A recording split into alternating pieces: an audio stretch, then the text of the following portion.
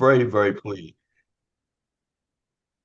We are very, very pleased to have guest speaker today, who I have known for a while now. I guess so, we're almost at the point of saying a long term. So, uh, and we have embarked on a few ventures, and we're very glad that our guest speaker, Ann Moritz, is with us today, and we will hear from Ann in a moment. But I did want to again welcome everybody who is joining us on the Slave Legacy History Coalition journey. It's an American journey. It's a journey that links together and provides a platform for the legacy and history of enslavement here in America. Often stories are not told, and we provide that platform for individuals to tell those hidden stories. Before we get started this morning, though, I would like to introduce in a moment our director of programs here, and who will walk us through the announcements that we have for this morning. And so I'm going to turn it over to Naomi, and Naomi, can you give us an update on the current announcements that we have? Yeah, good morning, everyone. It's great to be back after a long summer, and we've got a great fall lineup for you guys. So give me one moment. I'm going to pull up our newsletter. We've got several announcements. So I'll try to go quickly through them. Uh, So to start, the National Museum of African American History um, has conducted their Slavery and Freedom Highlights Tour. So that started August 25th, 28th, and that will be ongoing. So if you are in the DC area, definitely go pay them a visit. And on September 19th, the International African American Museum in Charleston, South Carolina, will be hosting a film screening on the colored troops of the Civil War. So that'll be in person, but they also have an online panel discussion on the 23rd. So you can register on their website. And an exciting new publication, Stealing America, The Hidden Story of Indigenous Slavery in U.S. History by Linford Fisher, is now available for pre-order. That is forthcoming April of next year.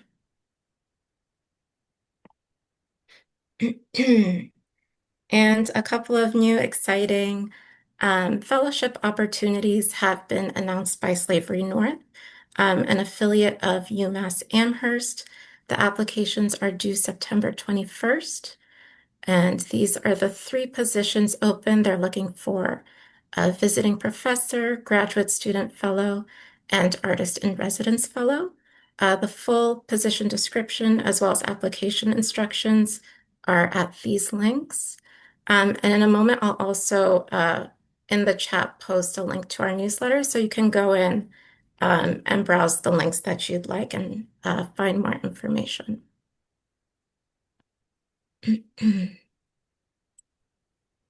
I'd like to also congratulate Beacon Hill Scholars, a Boston-based nonprofit focused on building awareness and appreciation of the free Black community that existed on Beacon Hill in the 19th century. They had recently expanded their website to include both a freedom trail, so that's a 10-stop self-guided tour of downtown abolitionist sites, as well as an extensive timeline um, on slavery and abolition in New England. So a link to their website is also in our newsletter. If you've been on our platform for some time, you're familiar with Harvard and the Legacy of Slavery initiative. And this fall, they are conducting their Harvard and the Landscape of Slavery guided tours. So that'll be 6 historic sites featured in the Harvard and Legacy of Slavery report. So those will be September 25th and October 4th. And then on September 23rd, Richard Cellini, who you might remember gave a talk for us last fall, will be giving a talk at Columbia on Northern profits and Southern plantations, telling the truth about Harvard slavery. That'll be in person at Columbia University. And then on September 20th, Shirley Eustace House will be having an on-site in-person talk with public historian Sarah Jackson on Black burials and memory at Dorchester North Cemetery. Again, that'll be September 20th. And then moving into October, October 12th will be a trolley tour through Cambridge, exploring the life of Darby Vassall. That'll be led by Denise Washington, a descendant of Darby Vassall, as well as Joel Mackle, an educator.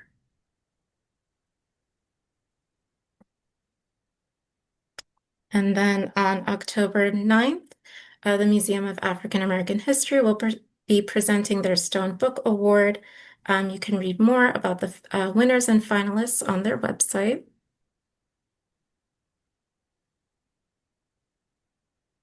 And finally, on October 25th, the Black Heritage Trail of New Hampshire will host its 19th annual Black New England Conference.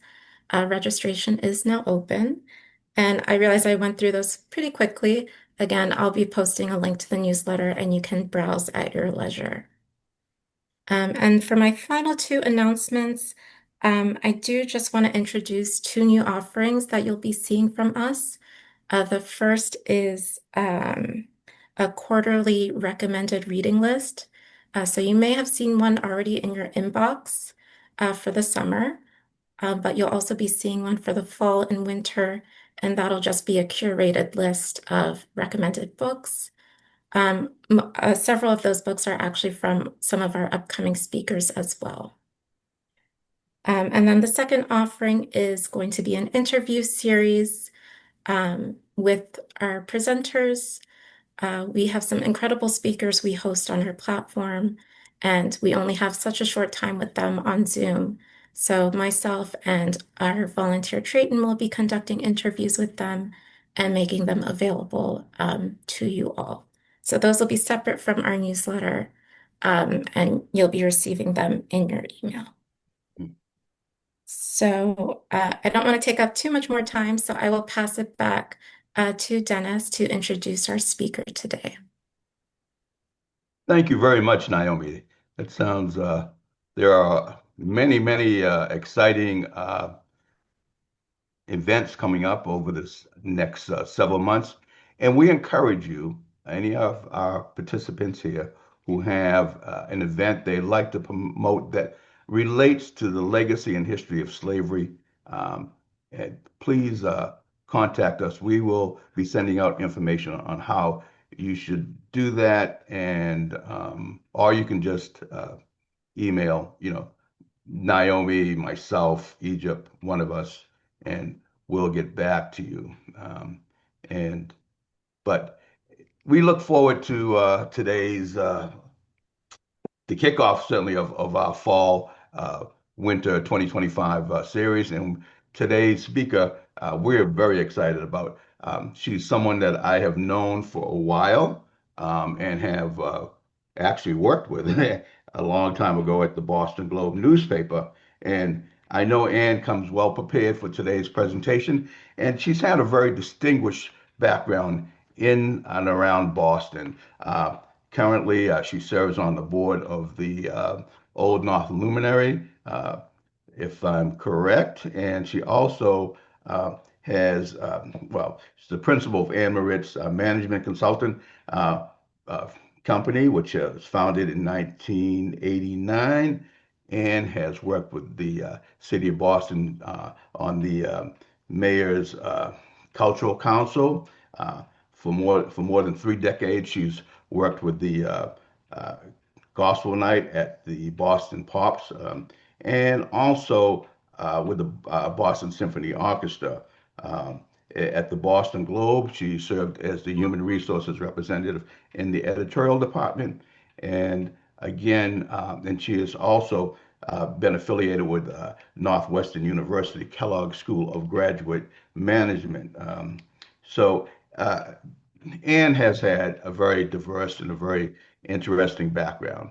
And today she is going to speak with us on the Old North um, Old North End Black History Trail. And I again would like to welcome my friend and certainly today's presenter, Ann Moritz. Ann. Thank you, Dennis, and good morning, everyone. I am heartened to be able to support the work of this coalition and to see you acknowledge the work of this project, to be heard and supported by interested, invested, or just curious allies in this cause is huge and is a sign of growth and a sign of moving forward. I plan over the next 20 minutes or so to describe this proposal, perhaps faster than I might normally, because what I care about the most is sharing some of the current and next steps that have resulted, because this project is a year and a half old, at least in its current trail formation. I want also there to be a sense of how it's moving forward, what it means for this city, what it can mean for others as an example, and then most importantly, your feedback, your questions, your comments. That's how this whole project improves. And with that, I am going to do my level best to find a few pictures to add to all of this.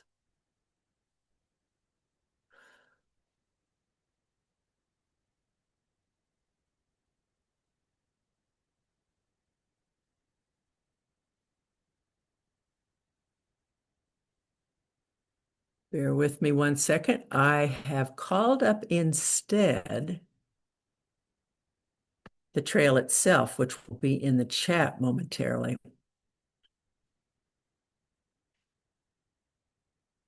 And you'll have a chance to deal with that on your own time. So let's try this one more time.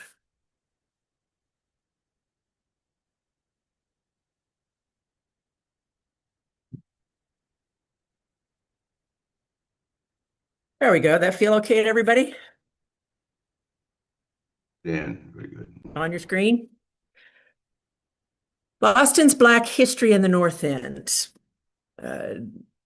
Bear with me if I get a little too parochial on you. This was prepared, and this is intended for North End residents who are loaded with history in all different forms.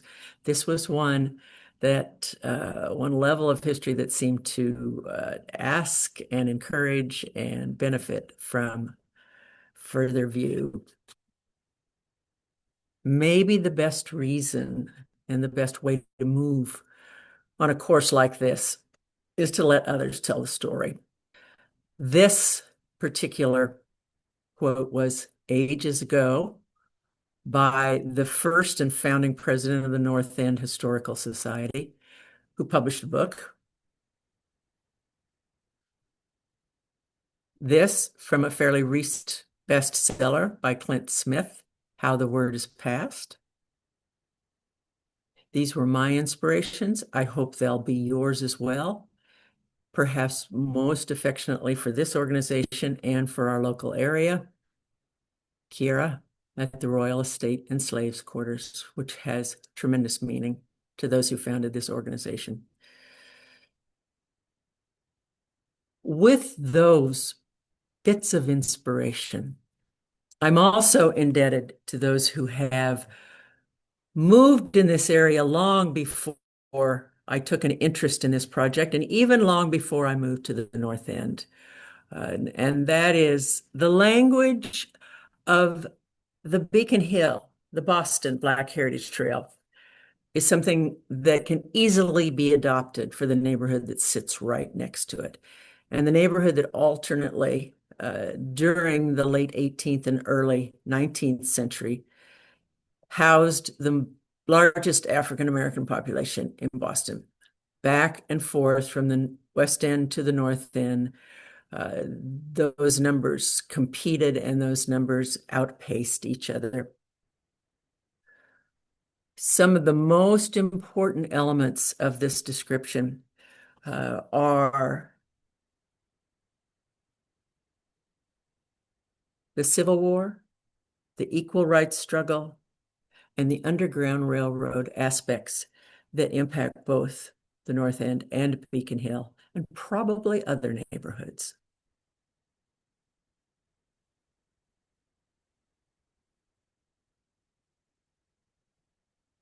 First stop, you can actually start anywhere on this trail, but the first stop for my purposes is something that was known as the Baldwin Place Mission, also the founding position for one of the organizations that remains in Boston to this very day, the Home for Little Wanderers, or the Home as it's now called.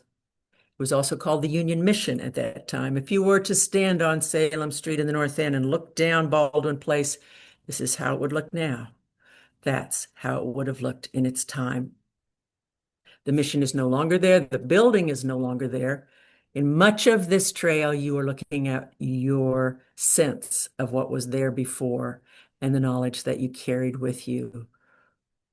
This mission also has the legacy of the oldest child welfare agency in the United States, and one of its founders was Abigail Adams. Another spot, one of 3 locations of Underground Railroad stops in the North End, stops or housing stations, is where you'll see the Bennett Street School now. And it was also the residence for Thomas Sims, who is probably the closest real-life story we have to 12 Years a Slave. He was born and enslaved in Georgia. He escaped bondage, hiding on a ship to Boston. Shortly afterwards, he was captured under the fugitive slave law and returned to slavery. He spent more years enslaved and sold across the South and permanently achieved freedom during the Civil War by escaping north in a dugout boat. He is also part of recent exhibits that you may well have benefited from at the Athenaeum as the Harriet Hayden exhibit and also West End Museum displays. Chloe Spear, another wonderful asset to the North End neighborhood. This particular signage, you may have noticed, it's been up inside Faneuil Hall for maybe several years at this point. This is one of many acknowledged people of note who identified as slaves or former slaves. She's a freed, enslaved homeowner who ran a boarding house on what was known as White Bread Alley. Today, it's known as Hare Street, and that's what it looks like. This is a photograph taken from Hanover Street. She also turned her home into a multicultural gathering space. She accumulated more property than did most Blacks and even many working class whites during her day.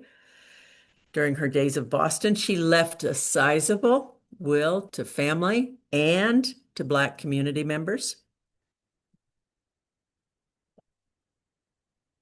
Another spot as it looks today, the home of Harriet Jacobs. Also an Underground Railway location. She is likely the best known author of a slave narrative written by a woman.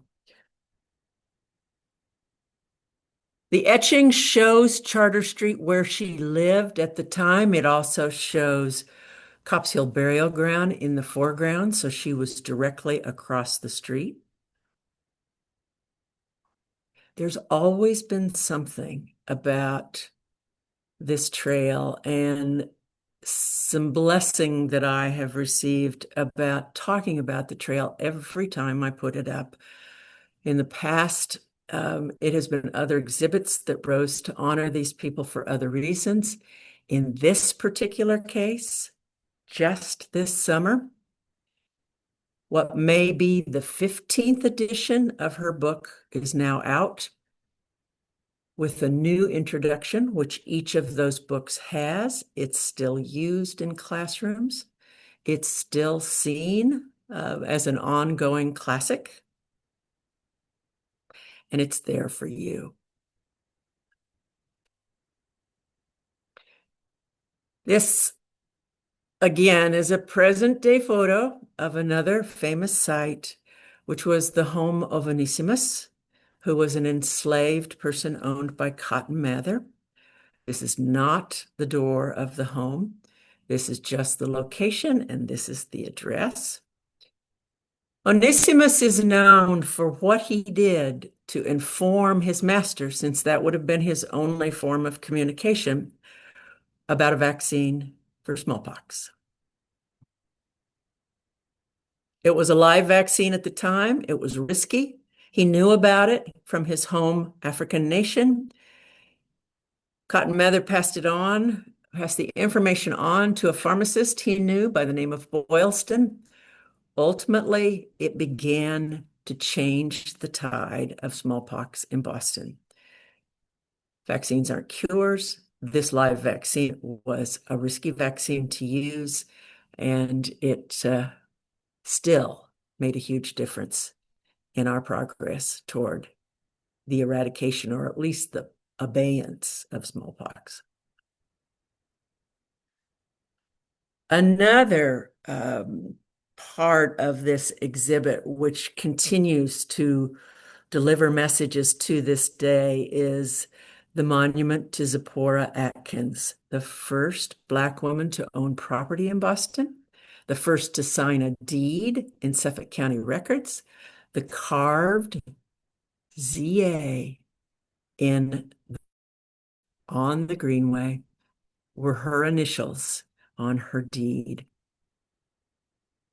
And on the greenway at this moment is a Greenway conservative commemoration of Zipporah Atkins in the form of a dedication of a public work of art showing where her house was located, and a very interactive process of creating the bricks from soil that people were invited to bring into the project from all parts of the world that had a story for themselves. All of that is part of a record now. All of that a tribute to Zipporah Atkins. Old North Church on Salem Street in its earliest years recorded the largest number of Black congregants baptized of any church in Boston.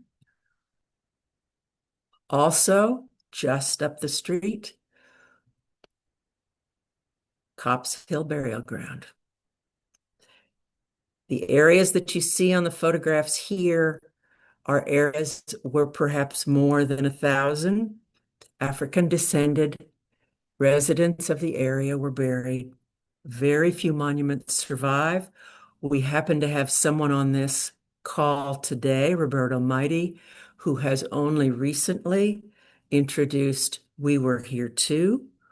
Use those words, look it up, use his name, look it up. It's a beautiful multimedia monument dedication to those who are buried here by singling out several of them. Copp's Hill is the burial site for Prince Hall. It's the burial site possibly for Phyllis Wheatley, although it's debated. It's the burial site for Zipporah Atkins. And it has a history we are still yet to uncover. Just an indication of what, to me, was a way to show that there's still so much more to uncover are these three signs, all at Copp's Hill Burial Ground, all of them with space remaining for additional valuable updates and messages. The two at the top are the oldest. They say nothing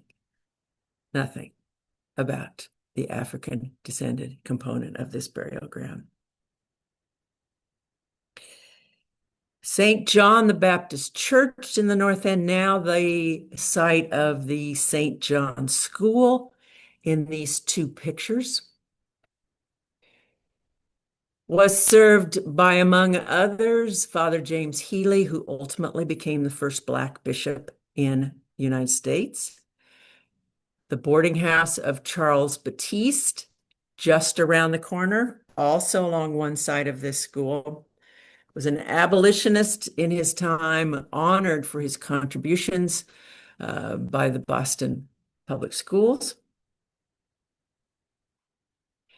And lastly, the Long Wharf Middle Passage Port Marker, which is one blessed with its own designation, with its own more than a plaque, its own elements of history of what would have been both the largest and most populated entry point of slaves into the city of Boston, and then again out of the city of Boston to their locations. In the hopper, areas that I'm continuing to pursue that can be linked to the North End are these two particular areas. So the journey's not over. And for all that is given in a presentation like this, there are probably 3 times the number of worthwhile and appreciated residents who were here. With that brief summary, there is something posted on this Long Wharf plaque that I'd like to share with you because I find it so appropriate for the meaning and the value of a project like this. A sort of ending where we began. Through the prism of intercultural dialogue, a culture of peace and reconciliation to improve the understanding of the causes and consequences for society today and the cultural interactions born of this history. The promotion of this heritage plays a decisive role, not only in educating the general public, but also in facilitating a reconciliation and a social cohesion so elusive in our society. I'm going to stop there because I care the most about responses, comments, criticisms, additions. It's a work in progress. It's a work of love and labor. And I look forward to hearing any questions you might have.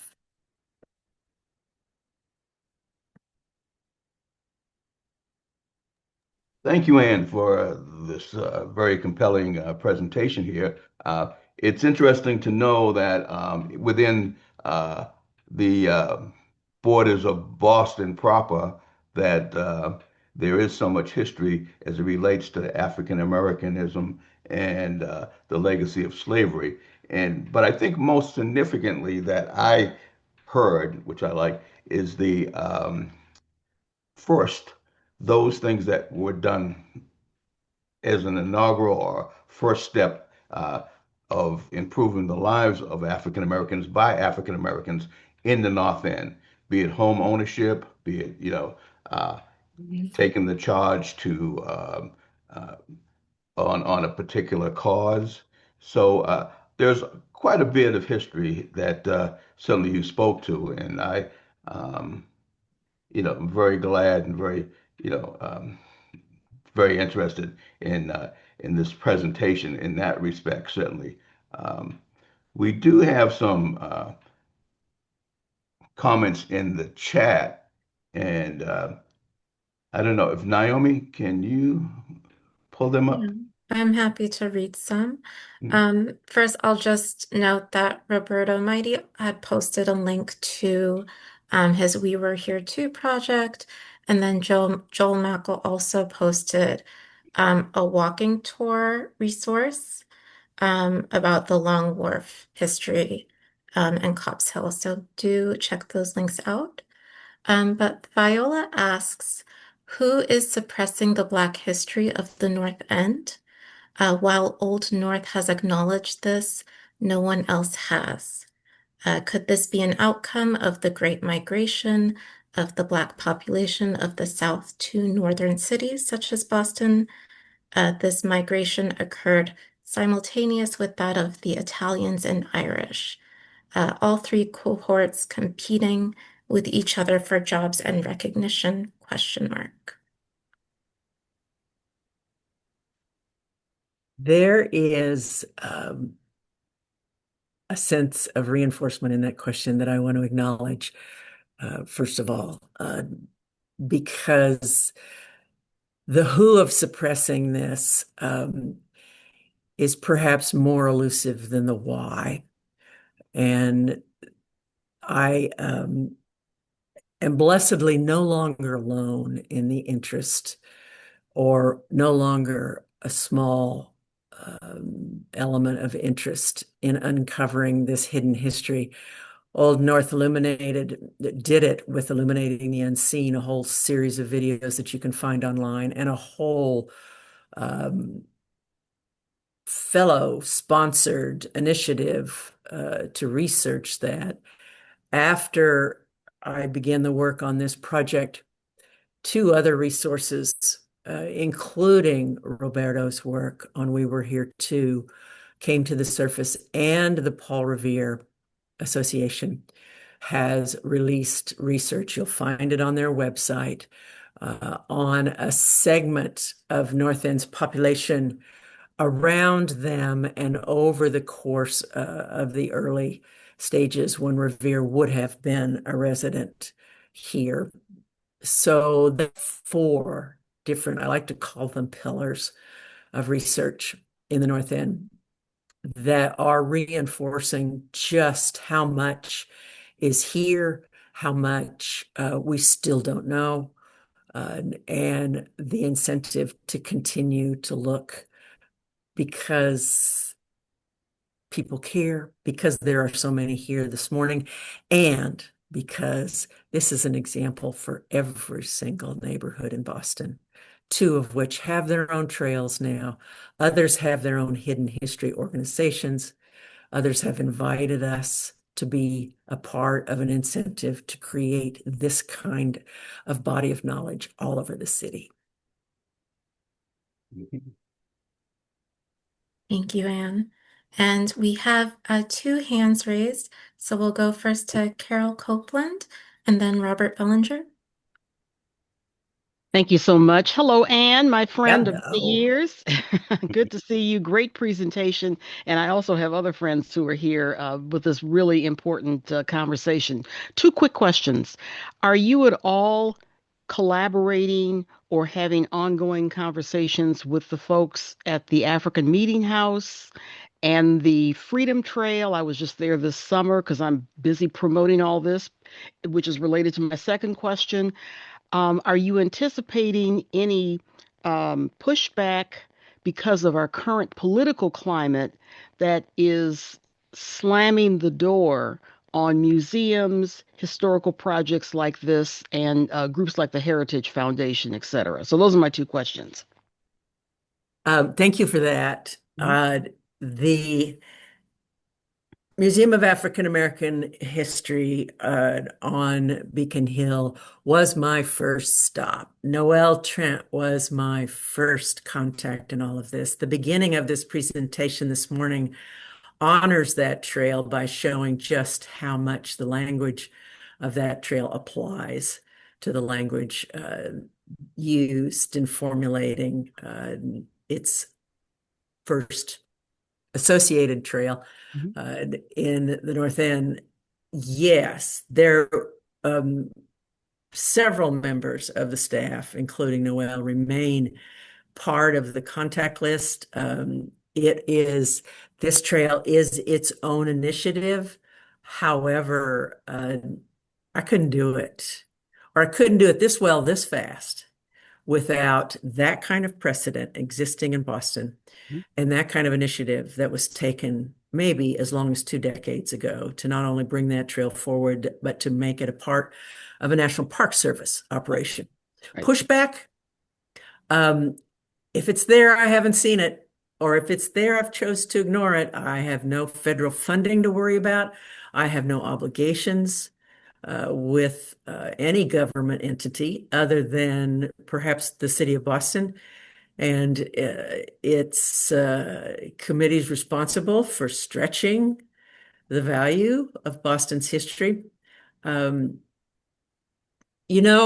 Pushback, if it came, would probably feel like a compliment, because it would be the kind of attention that tells me this is important enough that it might be worrying other people. It hasn't happened. I feel no sense of restriction about carrying this research forward. Great. Thank you. You bet. Thanks for the question. Bob, I guess. Okay.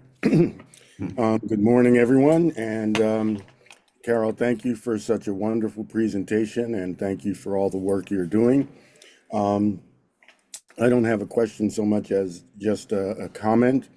You mentioned Zipporah Potter Atkins, the first woman to own property in Boston in the 17th century. And I just want to give recognition to Dr. Vivian Johnson, who did the research that brought Zipporah Potter Atkins to our attention. And I think it's important that we recognize those gems that are still among us. She just last month celebrated her 90th birthday. And she was the one who found Zipporah and brought it to us. And also the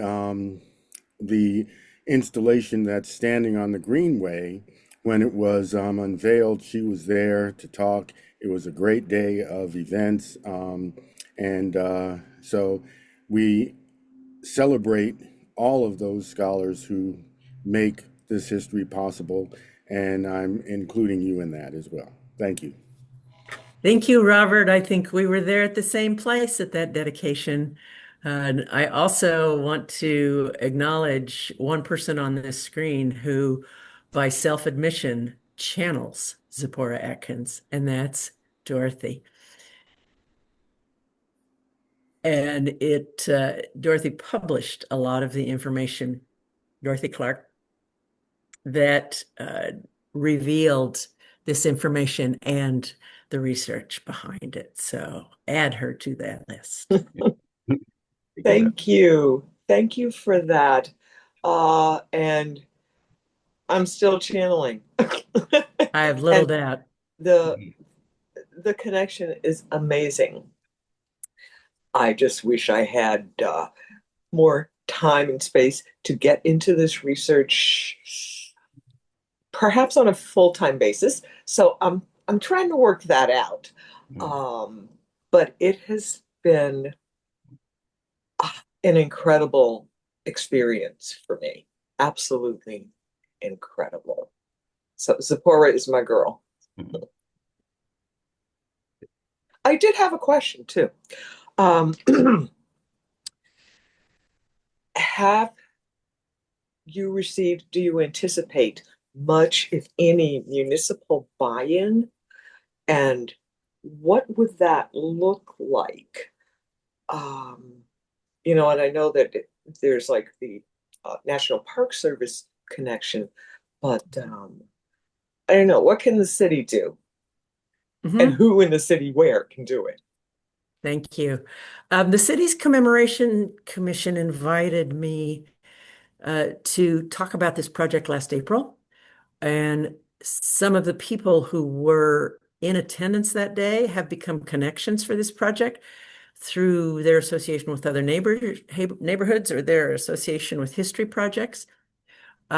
In addition, those 4 pillars that I mentioned earlier of research and history on African descended populations in the North End are now assembling and supporting what has been announced as a North End History Museum, scheduled to open in 2026. We are there for the content that we can help provide, for the sense that not only the landed history of the Nipmuc, the Wachusett, and the Massachusetts in this North End area, but also the populations that existed before, in large numbers, before the Italian population that we know so well and see so much of in the North End today. More municipal effort, sure. On a local level, the way life is on a local level right now, as far as municipal institutions are concerned and initiatives, especially in this city. Those are just the beginning as far as I'm concerned. I want to bring it back to the question. We have a couple more questions in the chat, Anne. So I'll read out two of them, and I'm happy to repeat them for you. And then maybe we can, if we still have time, go to Marlon, who has their hand raised. Okay. So the first question I have in the chat is, so Shirley Eustace House asks, is the tour available via cell phone? And then Beth Folsom also asks, have you found that incorporating the history of Black Bostonians in the North End has changed not only the answers we share about this history, but also the questions we ask? Does this knowledge reframe the ways in which we understand the history of this area? They're so good.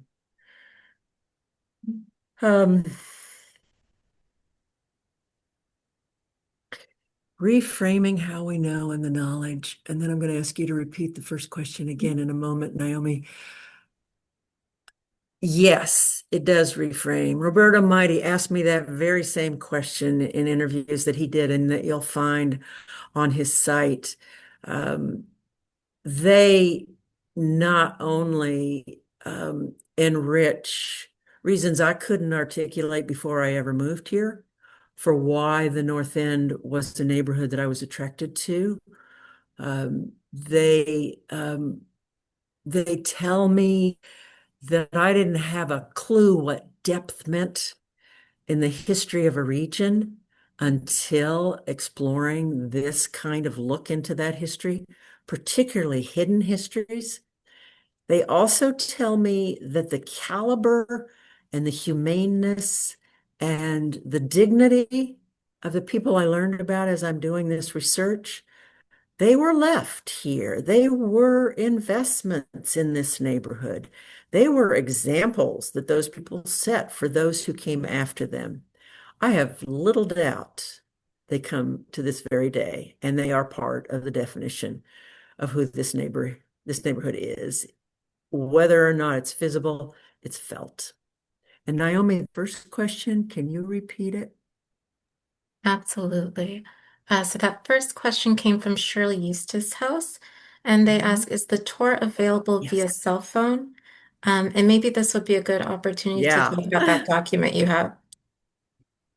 Naomi has placed in the chat a link to a Google document that allows you to carry with you a tour. I still have not reached the level, and it's part of the dream of this project, that the Boston Women's Heritage Trail, for example, and I believe Alexandra Russell is at this meeting. She's going to hear more about this when we gather in the near future. The ability to carry it with you on your cell phone. That's how I was first introduced to the Boston Women's Heritage Trail. I dream of that happening here too. The budget, the technology, all of that's in front of me.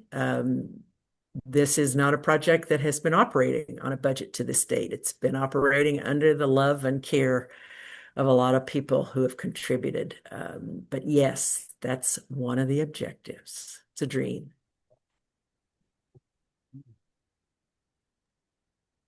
And then I see Marlon Solomon has their hand up, so you can unmute and ask your question. Thank you for having this. I was very late, unfortunately, so I didn't get to see the presentation.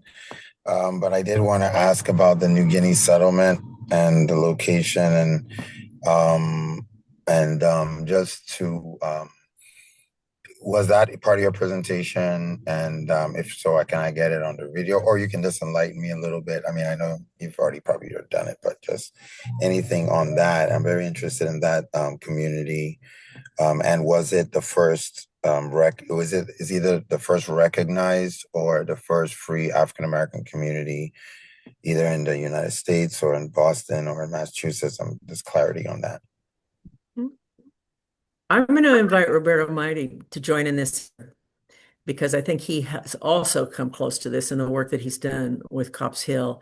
The New Guinea community is very much a recognized name of a community that existed specifically in the North End. It's often seen as simultaneously known as the North End population. I have not focused on it specifically in this trail because I'm trying to focus on individuals mostly rather than institutions. There's an exception to that with the Baldwin Place Mission and the original Home for Little Wanderers because of the definition that they had about who they served, which was revolutionary in that time. Roberto, do you have something to add in your association with the New Guinea community? Yes, I do. Thank you. And Anne, this is such a terrific presentation. And also thank you, Dr. Lloyd, for just putting this whole thing together. This is just terrific. I'm learning a lot here too. So New Guinea is the term that was used contemporaneously in the 17th and 18th centuries to name a section of Boston, which is roughly the area below Copp's Hill and down to the wharfs area. And in fact, some are thinking now, even including some of the houses that we now see around the backside of the Copp's Hill Cemetery, the downslope part of it.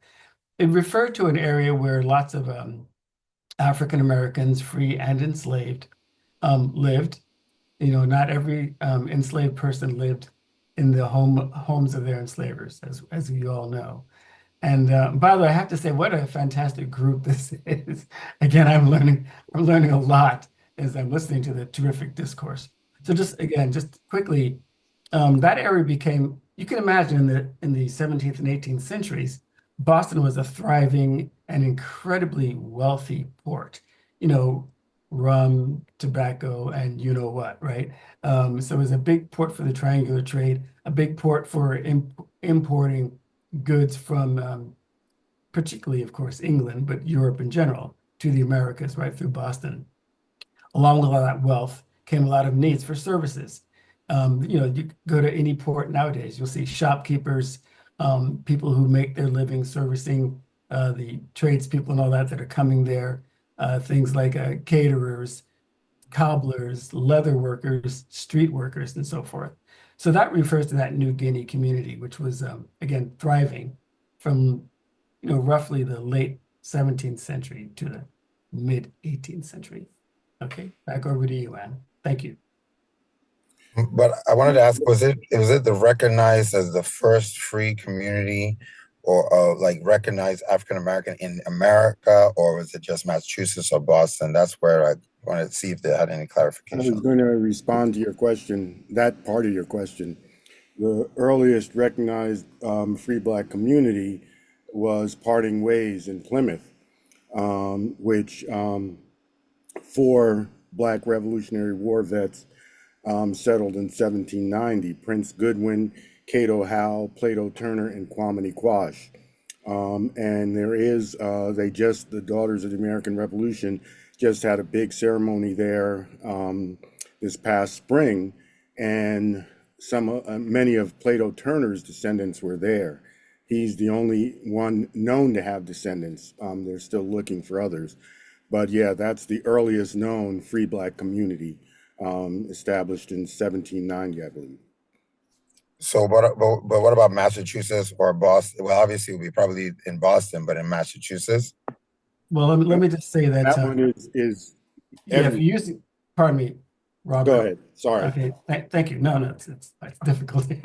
So I just want to just be careful about your the word free Black community. So, in this community in Boston, there were people living in that area that was called New Guinea that were free and were enslaved. And by the way, we're in transit, i.e., we're just coming over from one of the Caribbean islands. So yeah, that's a great question, though. Interesting.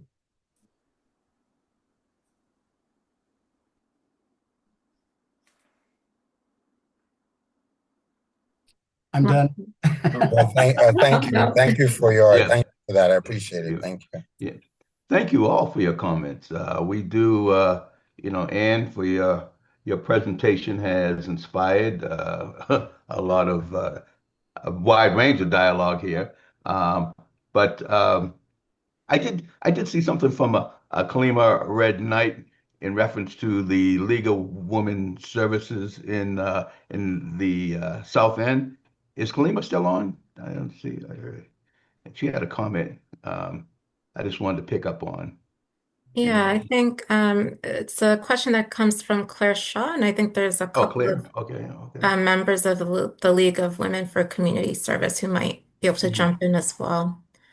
But Claire had asked, the League of Women for Community Service in the South End was founded by Mariah Baldwin and Josephine St. Pierre Ruffin. What do you think is the origin of the name of Baldwin Place? I'm going to give a quick answer to that. I don't know. I know that continues to be the name of the street. I have not yet gone into the history of the names of streets of the North End. Don't know. It's an interesting thought, though. Okay. Very good. Well, that was a good I question. have one parting slide whenever it's appropriate, if you feel time drawing on these questions. Do you have time to Yeah, so allow more? Yes, why don't you just go ahead with that, Ann, please. Okay.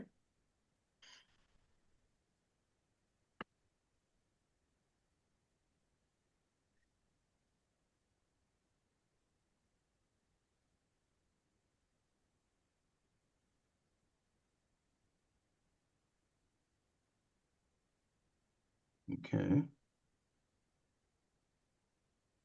So over the time that I spent sharing this brief history of African descended populations in the North End, you met all these people. You heard about them. They're now part of your repertoire. They are names that many people on this screen probably already recognized before they came to this talk today. These people are no longer strangers for any of us. What about a particular person that you might choose from this list? What about their character? What about their commitment to neighborhood, their initiative, their action in the face of opposition would make them a good neighbor? How would you want to see them welcomed and remembered today as one of us? We have much to gain by taking in the fullness of this place and the value of its people and our history. I wish the same for you. That has been so mind expanding for me in this journey. Carry on as we now all can do together. Thank you. Thank you. Well, thank you, Ann, for those parting words here and your presentation again, which has been very informative. To think that there's been so many individuals who have participated in the African American journey who resided, as I know, in the African diaspora who lived in the North End. So it is, very enlightening. So I thank you very much for, your presentation. I wanted to thank all of you who are here who I have not spoken with over for the last couple of months, due to the summer months. But we are very pleased that you're here. And I did want to, again, extend the fact that an invitation that Ann's presentation will be on YouTube. Give us a day or so and we will have it posted so you can go back and revisit it and listen to it again. And we welcome any follow-up questions that you may have from re-listening to it. Our next month, as we transition through our journey here, after Ann's presentation in October, we do have Trayton Littlejohn, who will take us on a tour of African American cemeteries or cemeteries where African Americans have been buried in the Boston community. The journey continues, and you have certainly helped us to move forward, down this particular milestone as we move into October. So we thank you very, very much for that. I did want to mention a couple of points. One, we do have the Slave Legacy History Coalition has a community engagement circle where we have been working with churches within the Boston community. And we have an community engagement circle, which will be held at Charles Street AME Church on November 6th. And the engagement circles where we have a video presentation, and then we open up a dialogue about the history of enslavement, certainly in Boston, and its legacy across the country. And we've held several of them so far at People's AME in Chelsea, Tabernacle Holiness in Central Square, and St. Paul's AME Church in Cambridge. So we're looking forward to, if you'll receive some information on this, and we hope that you will join us, if you have the opportunity. We are here monthly. You can go on our website, www.slavelegacyhistorycoalition.org, to stay in touch with some of the many things that we're doing. And I welcome all of you to continue sharing the word. If you have some announcements that you would like to share with us, please send it in, and we'll make sure that we post them. And again, thank you all. And I will say I'm certainly delighted as I look across the screen and the names of the number of people that we both know that we either worked with or have had contact with on our journey. So I look forward to continuing being in contact, certainly with you and with the many people that we see here. Do we miss any comments from anyone before we close? None? Okay. Looks like we're missing about 40 comments, which makes me hope we save this chat. Really. Okay, I'm sorry. Let's. If I don't mean to cut this. If people have time, let's listen to them. Okay, Naomi, if you want to. I think we made it through all the questions. I can go through some of the comments if folks have time. Okay. These are comments. Okay. But all the people have been really great about posting additional resources. So I will be collecting those, and great. People will be notified via email when the recording is available from today, as well as all those great resources people had put together. Okay. All right. Well, so we've answered the questions, huh? We engaged them. Okay. Well, Ann, thank you very, very much. Thank you pleasure. For your presentation. Thank you for your friendship, and thank you for the engagement that you have undertaken. And thank you for including me. Well, thank you again. We've enjoyed it, and we look forward to hearing more about what you're doing, maybe at a later date. So thank you, everyone, for joining us. We look forward to being in touch with you and seeing you next month if we don't chat with you before. Thank you very much, and have a good day in the rest of the month. Take care now.